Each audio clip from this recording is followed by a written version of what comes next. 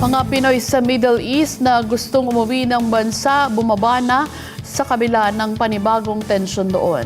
Ang report ihatid ni Madeline Villar Moratillo. Nabawasan na ang bilang ng mga overseas Filipino workers sa Middle East na humihiling ng repatriation sa gobyerno. Yan ayon sa Department of Migrant Workers ay sa kabila ng panibagong tensyon sa gitnang silangan.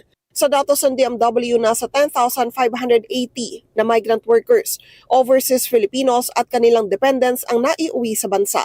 Sabi ng DMW, nananatiling prioridad nila ang repatriation at patuloy silang nagka-monitor sa sitwasyon sa Middle East. Para sa mga OFW na bumalik sa bansa, may livelihood assistance na ibinibigay ang Overseas Workers Welfare Administration o OWA.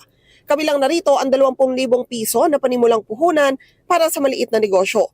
Meron din namang group livelihood na pwedeng umabot ng hanggang 1,000,000 piso ang grant. Madeline Villar Moratillo para sa Mata ng Agila. Matatag, matapang, matapat.